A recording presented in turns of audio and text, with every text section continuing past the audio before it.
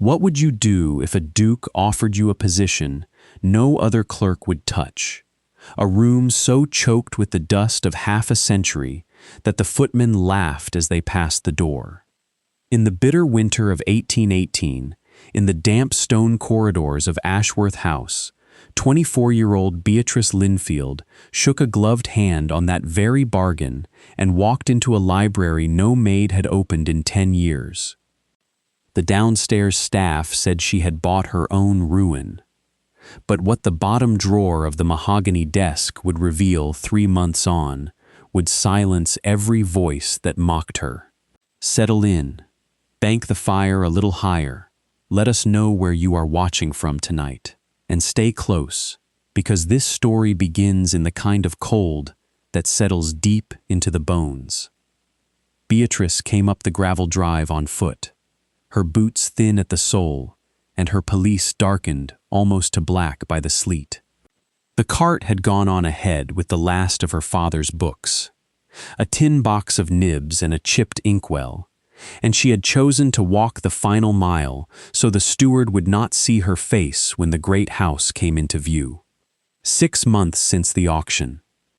4 since the bailiffs in London had turned her out for notes she had not known her father had signed.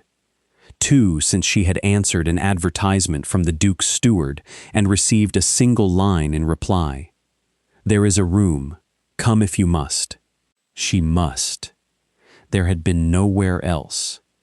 The drive climbed between yew trees heavy with frost, and the smell of the wet stone was so like the smell of the courtyard on the morning of the bankruptcy that she had to stop and press her palm flat against the iron gate until the memory passed. A rook called once from the battlements. The sleet thinned to a mist.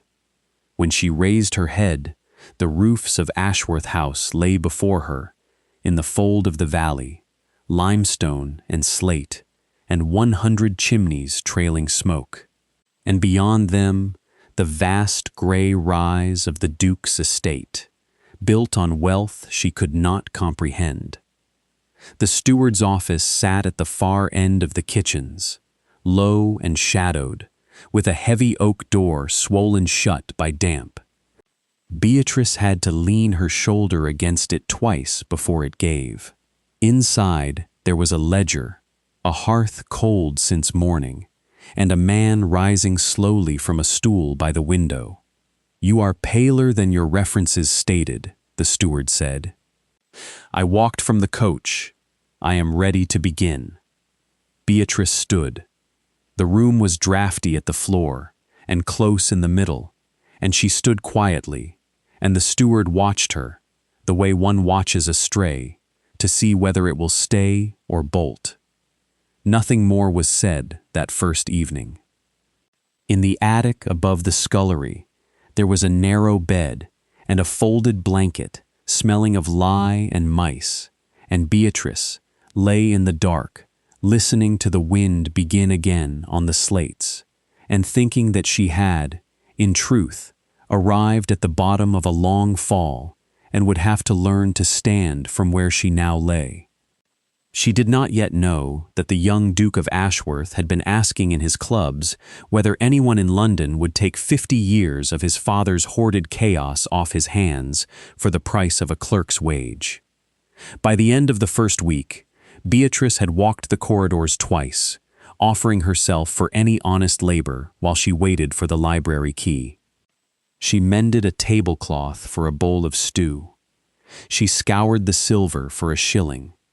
On the 8th morning, coming down past the scullery with her hands raw from lye, she overheard 2 footmen laughing on the bench outside.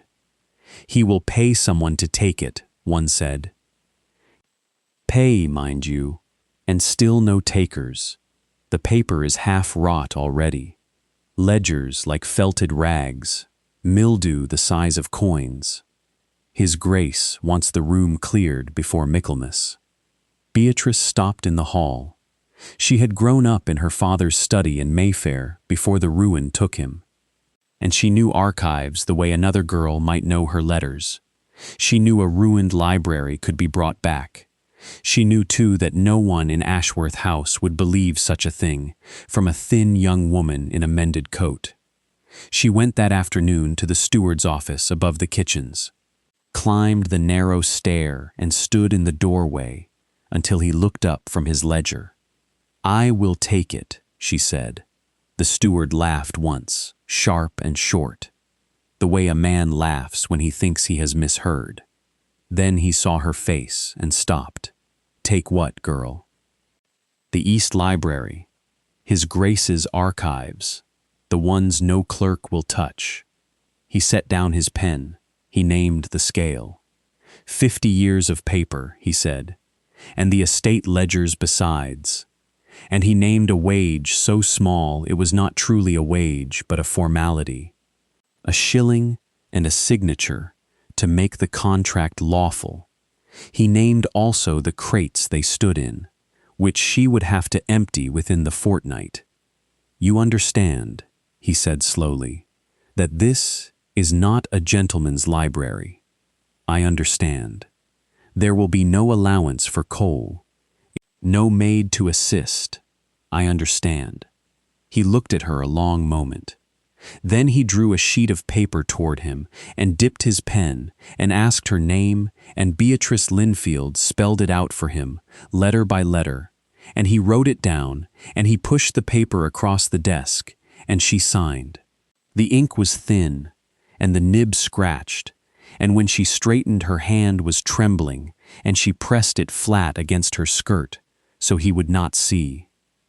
By dusk, the news was in every hallway. The Linfield girl, that thin one, the charity case, 50 years of rotting paper, and no fire to warm her hands.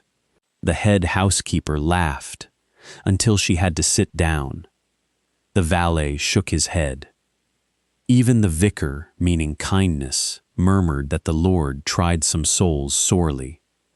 Could a girl with nothing turn a room nobody wanted into order? Was there something in those matted ledgers the footman and the Duke's own steward had failed to see? And what had made Beatrice so certain, standing in that doorway, that she was not simply signing her name to her own ruin? If this opening has drawn you in, do leave a comment below and subscribe so the rest of the story finds you, because what Beatrice walked in to see the next morning, when she crossed the threshold to meet her task for the first time, was worse than any rumor the downstairs staff had spread. Word of the bargain spread before Beatrice had finished her supper. By the time she came down from the attic the next morning, the cook was already at the door, speaking in a low voice with a maid, and both women fell quiet when Beatrice appeared. The cook turned from the doorway and looked at her a long moment, then said only, "You will need stronger soap than that." She did not ask whether Beatrice had thought better of it in the night. She had lived long enough in Ashworth House to know that a signature on a steward's paper was not a thing undone by breakfast. Out in the corridors, the mockery had already thickened into something that felt almost pleasant to those who spoke it. 2 maids drawing water at the pump straightened when Beatrice passed, and one of them said, loudly enough to be heard, that a shilling was a great sum for a heap of dead men's dust. A boy carrying coal stopped to stare. At the kitchens, the cook laid down her knife and watched her go by without a word, which was somehow worse than a word would have been. The house had made up its mind.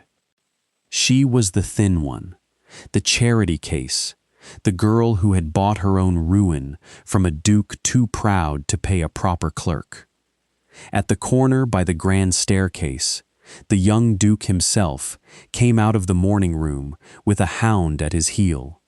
He was a broad man in a good coat, and he had heard the news at breakfast, and he was pleased by it in the way certain men are pleased when the world confirms what they have always suspected about it. He planted himself in the middle of the hall so that Beatrice had to stop. "So you are the archivist," he said. "I am. A shilling, I hear, for 50 years of my father's ruin." He laughed, and the hound wagged. A duke has robbed a beggar, and the beggar thanked him for it. That is a rare morning's work." Beatrice did not answer.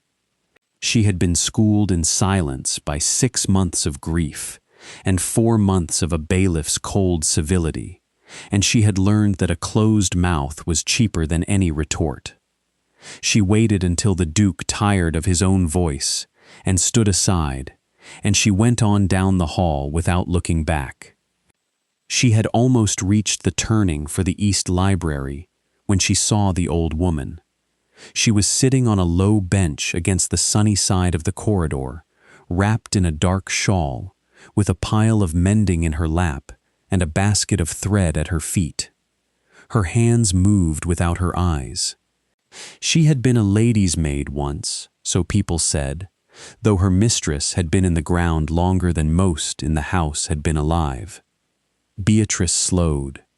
The old woman lifted her chin without stopping the needle in her fingers. "Come here, girl." Beatrice came. The old woman looked at her for what felt like a long time.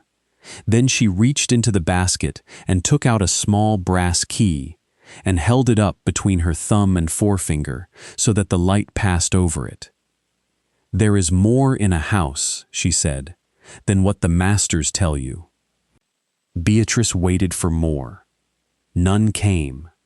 The old woman lowered her hand and returned to her mending, and after a moment, Beatrice understood that she had been dismissed. She said thank you, though she was not sure for what, and walked on. The words followed her down the hall like a hand laid lightly on her shoulder, and she did not yet know what they weighed. Beyond the last corridor, the house opened out into the East Library, and here the draught came off the moors with the wet smell of last night's sleet still in it. The crates stood packed close against the walls, and even from the doorway, she could see the dark, uneven shape of the rot inside them, stacked high, as though the mahogany shelves were the only thing holding the room upright. A pair of rooks lifted from the window ledge as she came. The sky above was the flat, pale color of skimmed milk. She walked with her hands buried in the folds of her shawl, and she did not hurry because she wanted her first sight to be honest, and she wanted her legs steady when she reached it. The library was worse than the footman had said. The shelves leaned. The paper underfoot had gone to a black slurry.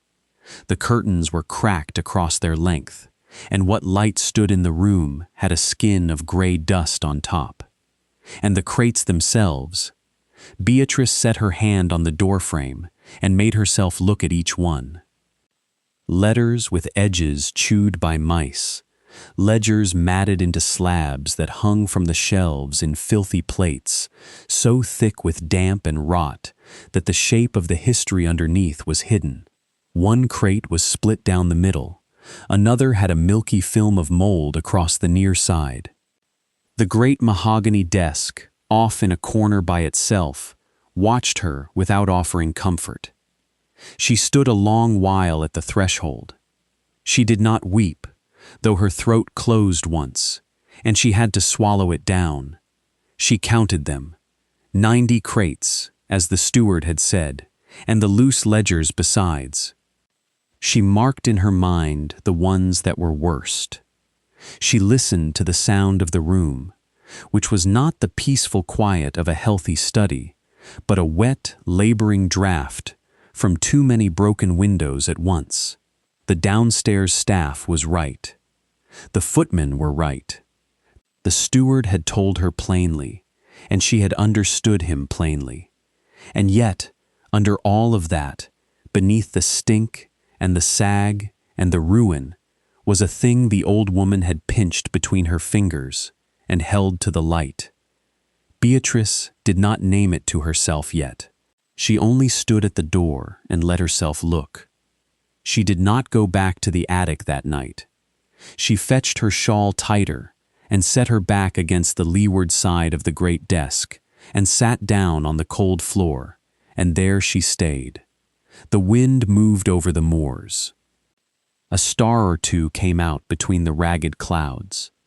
The house shifted and settled and shifted again, and after a long time the old estate hound came to the door and pressed its head against the wood a few feet from Beatrice's shoulder and stood there breathing. Beatrice reached up without turning and laid 2 fingers against the coarse fur at the hound's neck. Under the rough coat, deep down, where her fingertips just reached, was warmth, and beneath the warmth was something else, a softness, faint as a rumor, that had no business being there in a house so far gone. She kept her hand where it was until the hound drifted away. Then she drew her shawl over her head and slept as best she could with her back to the desk. And all through the night, in her half-sleep, she listened. Dawn came gray and slow. Beatrice woke to the sound of the house stirring and to a stiffness in her shoulders that felt honestly earned, as if she had begun some work already, by simply staying. She stood, brushed the dust from her skirt, and walked the perimeter of the room in the pale light. Frost had come thinly overnight. It lay on the window panes and along the tops of the leaning shelves, like a whitening of chalk. She counted the crates again out of habit. 90 crates, the ledgers besides. The steward had not shorted her by so much as a page. It was as she came around the far side of the great desk, where the mahogany butted against an older set of panels sunk in the wall long before the young Duke had ever walked these halls, that she saw the first thing that did not fit. On the weathered face of the bottom drawer, low down, half swallowed by shadow, someone had cut a small mark with the point of a knife. Not the Duke's crest, not a carpenter's mark. 2 letters, an A and a lowered W, twined together in a way that looked more like a warning sign than a maker's tally. Below them, so faint she had to crouch and rub the dust aside with her thumb, was a date. She could make out an 1 and an 8, and what might have been a 12. 1812, a year older than she was. Beatrice stayed crouched a long time. She did not know what to do with the mark. It belonged to no one she knew, and no one had told her the desk had stood here before the old Duke's men had thrown their crates up around it. She thought of the footman's laughing voice, ledgers like felted rags, and she thought of the brass key she had seen pinched between the old woman's fingers, and she found she could not join the 2 thoughts together in the way the house had joined them. She rose. She let the shadow fall back over the letters. She did not tell herself what the mark meant, because she did not yet know, and she had been taught by her father not to ask a thing to answer before it was ready. She only fixed the place of it in her mind. Bottom drawer, northwest side, beneath the shadow. Then she turned back to the crates and began the day's proper work, which was the work of not letting any more of the history die before nightfall. She walked down to the kitchens and knocked at the yard of the loyal old groundskeeper her father had once traded with, a man named John Barrow, who greeted her at the door with the plain, unsurprised warmth of a man who had already heard everything the house had to say and had set none of it against her. Beatrice asked for the loan of a basin, a brush, a rag, and a length of twine. John Barrow gave her all 4 without comment, and added a wedge of bread wrapped in linen. He said, "You will want water carried." She said, "I will." He said, "I will bring some by bucket at noon." That was the whole of their exchange. She was halfway back up the stairs when a low, gray shape came out from beneath the landing and fell into step behind her. It was the old hound, thin along the ribs, one ear torn to a stub, its muzzle gone almost white. It kept a courteous 6 paces behind her, and did not answer when she stopped and looked back. John Barrow, when she asked him later, said the dog had belonged to the old Duke and had been left behind to wander the halls when the man died. No one had thought to feed it. It had lived, he said, on what it could catch from the kitchens. It had a name once, but he did not remember it. Beatrice did not name it either. She simply walked on, and the dog walked on behind her. And by the time she reached the library, the 6 paces had shortened to 4. She began with the loose papers. She gathered them, scraped the mold away with a stiff brush, wiped them with the last of the clean water standing in the basin, and set them back in place. She swept the black slurry out from underfoot until she reached the oak floorboards beneath, and laid down fresh twine to bind the salvageable bundles. She did not speak more than a dozen words all day. Neither did he. By the middle of the afternoon, she had begun on the ledgers themselves. She took the worst book first, the one with the water damage, and laid it out on a smaller desk she had rebuilt against the leeward wall. She opened it gently. She dipped the rag in a bucket of warmed water and began to work at the felted plate on the ledger's cover. The matted crust came away in stiff, dark scabs, taking dust and rot and dried filth with it. And beneath the plate, where no eye had reached in years, the leather lay pale and smooth and clean. Beatrice drew her fingers across it. It rose behind her hand like the nap of a good cloth. She held a page up to the low sun, as the old woman had held her key, and the light passed through the watermark in a way she had never seen light pass through the paper in her father's study. She lowered her hand. She did not speak. The old hound, lying now against the desk, 3 feet from her boots, thumped its tail once against the floor. Beatrice went on brushing. She worked until the light failed. She got through 4 crates that first week and made a rough tally of what each one had shown her beneath its ruin. On the 3rd crate, she found hidden beneath a false bottom a scrap of colored ribbon, still knotted through a wax seal, faded almost white, but blue once she thought, and finely pressed. She cut it free with her small knife and put it in the pocket of her skirt without stopping the brush. That evening, walking down toward the attic with the dog behind her and John Barrow's empty pail in her hand, Beatrice did not tell anyone what her fingers had learned. Not the cook who set out a bowl of broth and asked no questions. Not the young Duke who nodded to her in the hall as if she were already half a ghost. She kept the scrap of blue ribbon folded in her palm through supper, and only opened her hand again when she was alone in the attic, holding it to the tallow flame until the wick guttered, and she had to lay it aside and sleep. She rose before the bell in the estate tower struck 5. The frost had thickened overnight, and the floorboards in the corridor rang under her boot as she crossed them. The dog was already at the door, waiting as if it had been posted there.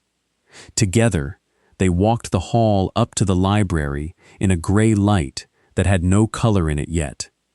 Beatrice did not go first to the crates.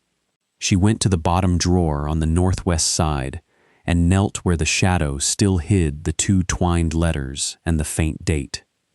She traced them with the tip of her finger, A and a W, laid under the A like a foot beneath a body, and the numbers she had made out before, a 1 and an 8 and what she thought was a 12, a warning sign, a year. She looked at the wood around the drawer. The paneling at the back of the drawer was thicker than the rest of the desk.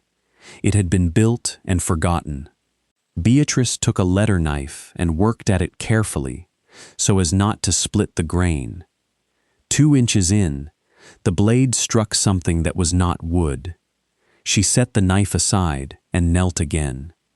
She lifted it out with both hands, a small tin box, no larger than the loaf the cook baked on a Saturday. The lid rust-sealed at the seam. She carried it to the writing desk and sat with it on her knees. The dog lay against her hip. She worked the lid with the flat of her knife until it lifted with a small sigh of trapped air, as though the box had held its breath for years. Inside, wrapped in oilskin darkened by damp, lay a ledger bound in soft red leather. She unfolded the oilskin, one edge at a time. She lifted the ledger out. On the flyleaf, in a slanted, brutal hand, was written a name, William, Duke of Ashworth, and beneath it, a year, 1812. She turned the pages slowly. Each page held a column of local estates, numbered and named, with forged promissory notes and bribes recorded beside them, and beside those, a short note on the ruin they brought, whether fast or slow, whether the magistrate was bought or threatened. Some entries were bracketed and marked with a small, drawn star. Beside one such star, in a firmer stroke, the words, "Linfield lands seized. The fool trusted his clerk." Beatrice sat with the ledger open on her knees for a long time. She did not weep. She turned the pages. She matched in her mind the starred entries against the ruin she had already lived through, and the pattern was there. 22 years of theft for one thing, 22 years of a man setting one forgery against the year and writing it down. The young Duke had not inherited honor. He had inherited a crime and let it go. The steward had not paid her a clerk's wage. He had sold her the old Duke's sins for a shilling and the price of the dust. At the back of the book, on the last page a hand had filled, the entries broke off in the middle of a line. There was no closing word. Whatever had stopped William, Duke of Ashworth, from finishing that line had taken him between one ruin and the next. Beatrice turned the page and found only a pressed sprig of yew, brown as old iron, and a single wax seal tied with a scrap of blue ribbon, the twin of the one already in her pocket. She closed the book. She wrapped it in the oilskin. She placed it in the tin, and the tin she carried inside her shawl against her ribs. She stood in the library with 50 years of paper around her, and looked at it, and saw it at last as the old woman had told her to see it. 3 days later, the reckoning came. The Duke returned from Parliament after supper on a Thursday, demanding the library be opened. He needed a specific deed, he said, to finalize a marriage contract by morning. Beatrice was already reaching for her keys. A missing deed on the night of an audit could ruin an estate faster than a month of bad harvests. Her father had told her so when she was a child, and she had never forgotten it. She took the lantern from the hook by the hearth, called the hound, and went out into the cold corridor. At the library, the young Duke stood among the crates, his face pale. Beatrice set the lantern on the desk and watched him. He tore through the bundles she had carefully bound, tossing aside the records he did not need. She dragged the fresh crates aside. She watched him search. He threw the papers onto the floor in wet gusts of dust that turned the room gray in patches. She thought of the box against her ribs still where she had put it, and watched harder. Near 2 o'clock in the morning, above the noise of his searching, he stopped. He turned to her, his hands empty, the arrogant pride completely gone from his posture. The deed was missing, the great Ashworth legacy, the very foundation of his unshakable wealth, was undocumented, unprovable, and empty. Beatrice did not think long. The truth was too heavy, and the lie too small for what he needed now. She reached into her shawl, pulled the tin box out, and placed it on the mahogany desk between them. She unwrapped the oilskin. She opened the red leather ledger. She turned to the page with the star. Then, with the hound standing quietly on the other side of the desk, She stepped back into the shadows. The young Duke walked to the desk. He read the entry. He read it a second time. Once he found his father's handwriting, unquestionable and damning, stating clearly that the lands he now stood on had been stolen, forged, and seized from innocent men.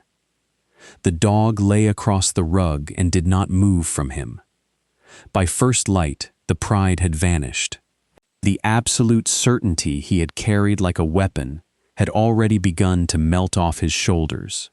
Beatrice had lost nothing, and the truth had been born living. The Duke stood with the ledger inside his hands. He looked at Beatrice and wept when he saw what his legacy truly was. Beatrice stood at the doorway with the tin box on the desk and knew without saying it that she would not leave this house till her father's work was carried through. Word of the night in the library traveled ahead of Beatrice into the kitchens before she came down for bread. The Duke had stopped at the steward's office to order the estate borders redrawn before going to sleep, and he had told the staff what he had found on the high shelves at first light. A young woman standing among 50 years of ruin, holding the truth that could destroy them all, and refusing to use it as a weapon. The housekeeper, who had laughed once at her signing, did not laugh now. The two maids at the pump straightened when Beatrice passed, and did not speak until she had gone by. By the end of April, restitution time came on.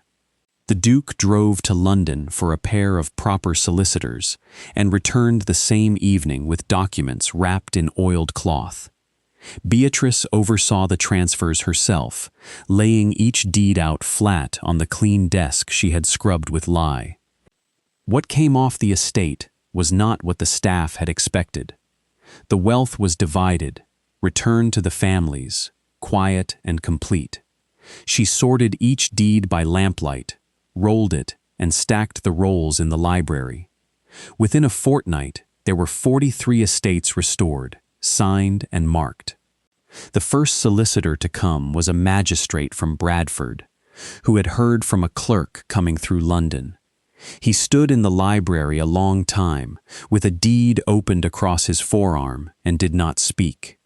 He asked at last how she had managed the Duke. Beatrice named a truth she had worked out by candlelight against William Ashworth's notes. The magistrate did not argue. He signed the transfer with a silver pen and said he would send a courier for the papers within the week. Before the courier came, 2 more lords arrived, one from Norwich and one who would not name his house. The deeds transferred before they left the room. The young Duke came down the hall one afternoon with a clerk from the diocese and asked quietly if he might speak to her. Beatrice turned from the table. The Duke looked at her slowly. He said the debt was known to him. He said that what Beatrice had recovered was the soul his family had believed extinguished. He said it kindly, without flourish, and then, as if setting down something heavier than leather, he sank to his knees on the library floor. Beatrice said she would accept his apology. He touched his hand to hers and went back down the hall.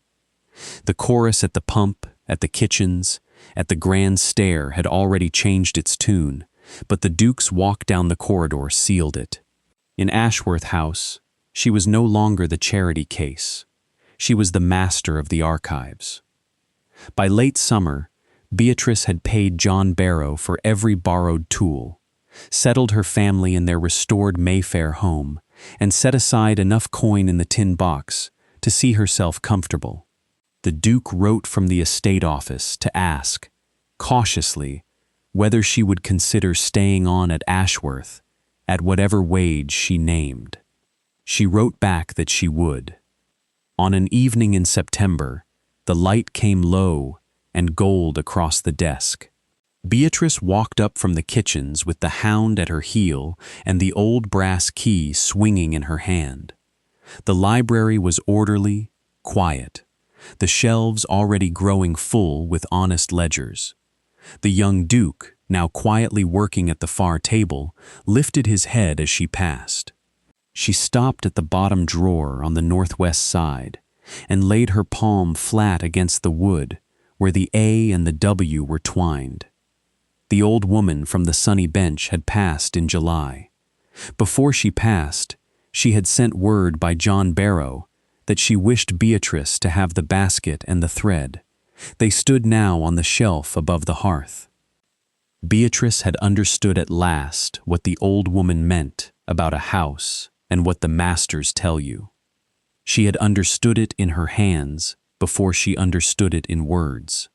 The Duke came up the room with a lantern, though the light had not yet failed, and stood beside her at the desk. He said, "You have saved something." Beatrice looked out across the desk, and the low gold light and the far roofs of the estate beginning to smoke for supper. "I have kept faith with a father I lost," she said. The dog leaned against her knee and breathed out slowly. The tin box was on the shelf in the library now, beside the book, beside the pressed U and the tuft of blue ribbon tied with wax. The shelves no longer leaned. The desk held clean paper. 50 years of history and a restored Duke moved across the estate in the last of the light. Thank you for staying to the end of this quiet turn of fortune, for walking with Beatrice from the lane in the sleet to the golden library above Ashworth, and for believing, as she did, that what the world discards may hold the finest truth of all. If this story warmed you, leave a kind word below, tap the like, and follow along for the next tale, where another hidden inheritance yields a truth no one expected.